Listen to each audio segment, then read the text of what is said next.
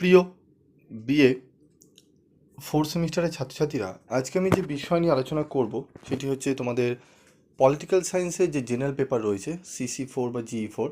এই পলিটিক্যাল সায়েন্সের general paper থেকে আমি তোমাদের প্রথম পার্টে তোমাদের কিছু গুরুত্বপূর্ণ ছোট প্রশ্ন এবং উত্তর নিয়ে আলোচনা করেছিলাম। আজকের এই ভিডিওতে আমি পার্ট টু কিছু গুরুত্বপূর্ণ পার্ট টু এ কিছু গুরুত্বপূর্ণ কোশ্চেন এবং অ্যান্সার বলে দেবো। এবং তোমরা এটি পার্ট ওয়ান পার্ট টু এর পার্ট ওয়ানে যেগুলো আলোচনা করেছিলাম সেগুলো এখানে থাকবে, এবং তার সাথে আরও কিছু গুরুত্বপূর্ণ প্রশ্ন তোমাদের বলে দেবো, এবং তোমাদের যারা ইয়ারের কোশ্চেন চাইছিলে 2022-21 সেগুলো এখানে কিন্তু কভার করা রয়েছে। তোমরা কোশ্চেন পেপার মিলিয়ে তোমরা দেখে নেবে। তো দেখো, কথা না বাড়ি চলে আসবো মূল আলোচনা। এবং তোমাদের এই সাবজেক্ট থেকে আমি তোমাদের কিন্তু চ্যাপ্টার ওয়াইজ গুরুত্বপূর্ণ চ্যাপ্টার ওয়াইজ কোশ্চেন অ্যান্সার আমি তোমাদের অনেকগুলো দিয়েছি এবং সাজেশনও দিয়েছিলাম। চ্যাপ্টার ওয়াইজ কিন্তু তোমাদের কোনো জায়গায় তোমরা দেখবে পাওনি, আমি তোমাদের প্রথম দিয়েছিলাম। ঠিক আছে, চ্যাপ্টার ওয়াইজ কোশ্চেনগুলো।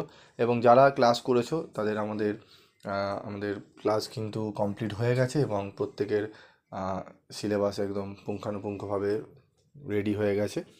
তো যারা অ্যাডমিশান এখন তো বন্ধ হয়ে গেছে, তো অ্যাডমিশান যারা নিতে চাইছো তারা যোগাযোগ করো, আমি দেখছি কিছু যদি ব্যবস্থা করা যায়। অনেকে লিখে রেখেছো তোমরা অ্যাডমিশানের জন্য, এবং যারা PDF নোটস কিনতে চাও তারা যোগাযোগ করো।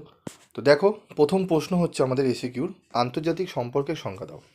আন্তর্জাতিক সম্পর্ক হলো সমাজবিজ্ঞানের এমন একটি বিষয় যা পৃথিবীর বিভিন্ন রাষ্ট্রের পারস্পরিক সম্পর্ক, রাজনৈতিক মতাদর্শ, ক্ষমতা, জাতীয় স্বার্থ, অরাষ্ট্রীয় সংস্থা, আন্তর্জাতিক সংগঠন, যুদ্ধ ও শান্তি, সন্ত্রাসবাদ, বিশ্বায়ন, কূটনীতি, নিরস্ত্রীকরণ, জাতিসত্তা, জোট গঠন সহ সমগ্র আন্তর্জাতিক ব্যবস্থার যাবতীয় বিষয় নিয়ে আলোচনা করে, তাকে আন্তর্জাতিক সম্পর্ক বলে।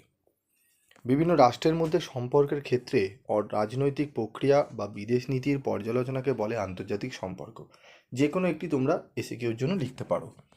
আন্তর্জাতিক সম্পর্ক ও আন্তর্জাতিক রাজনীতির মধ্যে পার্থক্য লেখো। আন্তর্জাতিক সম্পর্ক হলো এমন একটি শাস্ত্র যা সমাজবিজ্ঞানের নবীন শাস্ত্র হিসাবে বিকশিত ও সুপ্রতিষ্ঠিত। অপরপক্ষে আন্তর্জাতিক রাজনীতি হলো এমন একটি বিষয় যা ক্ষমতা, প্রতিযোগিতা, মতানৈক্য, পরিবর্তন, বিবর্তন প্রভৃতি বিষয় পর্যালোচনা করে। আন্তর্জাতিক সম্পর্ক বিষয়টি যেখানে বিভিন্ন রাষ্ট্রের মধ্যে সহযোগিতা ও প্রতিযোগিতা, শত্রুতা ও মিত্রতা, সংঘর্ষ ও সমন্বয় ইত্যাদি বিভিন্ন ধরনের সম্পর্ক নিয়ে আলোচনা করে। অন্যদিকে আন্তর্জাতিক রাজনীতি বিষয়টি সেখানে মূলত বিভিন্ন রাষ্ট্রের মধ্যে ক্ষমতাকেন্দ্রিক দ্বন্দ্ব, বিবাদ ও প্রতিদ্বন্দ্বিতা নিয়ে আলোচনা করে। ওয়েস্টফালিয়া চুক্তি কবে স্বাক্ষরিত হয়? 1648 খ্রিস্টাব্দে। পলিটিক্স অ্যামং নেশন বইটি কার লেখা? বইটি লিখেছেন হ্যান্স জে মর্গেনথাউ। আন্তর্জাতিক সম্পর্কের কোন তত্ত্বের সঙ্গে কেনেথ ওয়ালেজের নাম যুক্ত? নয়া বাস্তববাদ, যেটি 2021-এ এসছে। আন্তর্জাতিক রাজনীতির লক্ষ্য কী? আন্তর্জাতিক রাজনীতির লক্ষ্য হলো কূটনীতি এবং বিভিন্ন রাষ্ট্রের মধ্যে সম্পর্ক বিষয়ে আলোচনা করা। 20 ইয়ার্স ক্রাইসিস বইটি কার লেখা? লিখেছেন E.H. কার।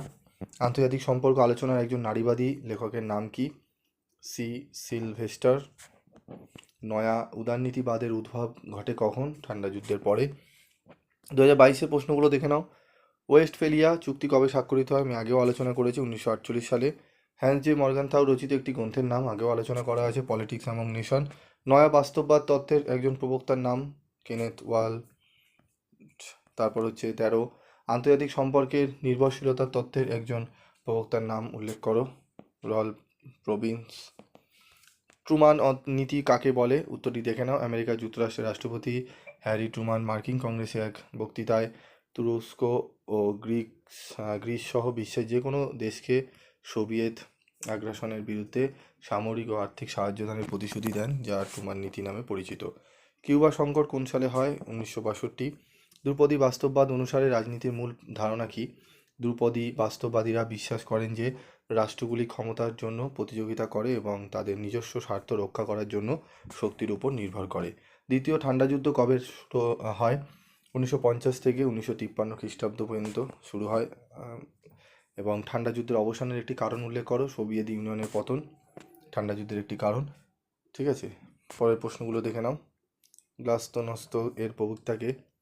Mikhail Gorbachev. পঞ্চশীল নীতি কি? ভারতের পঞ্চশীল নীতির এক প্রধান অঙ্গ ছিল শান্তিপূর্ণ সহাবস্থান।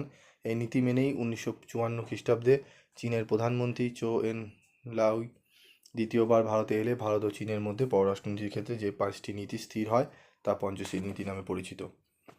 ঠিক আছে। ব্রেকিস্ট কি?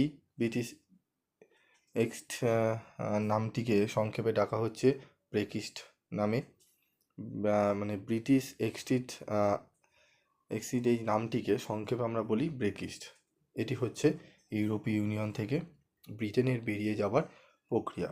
2016 সালের 23শে জুন ব্রিটেন ইউরোপিয়ান ইউনিয়ন থেকে বেরিয়ে যাওয়ার সিদ্ধান্ত নিয়েছিল। পূর্বে তাকাও নীতি কাকে বলে? ঠান্ডা যুদ্ধোত্তর পর্বে ভারতের বিদেশ নীতির একটি উল্লেখযোগ্য দিক হলো পূর্বে তাকাও নীতি। ভারতের পূর্ব দিকে যেসব দেশ অবস্থিত তাদের সঙ্গে বিশেষ সম্পর্ক স্থাপন করে অভ্যন্তরীণ বিকাশকে একটি ঈর্ষণীয় বাস্তব সত্যে পরিণত করবার কথা বলা হয়েছে। পূর্বে তাকাও নীতির লক্ষ্য হলো আর্থিক বিকাশের সাহায্যে বিশ্ব ব্যবস্থার একটি বিশেষ স্থান করে নেওয়া। পররাষ্ট্রনীতি প্রণয়নের যে কোনো দুটি নির্ধারক নাম উল্লেখ করো। প্রাকৃতিক সম্পদ, ভৌগোলিক অবস্থান, আয়তন প্রভৃতি। সাপটা চুক্তির মূল উদ্দেশ্য কি?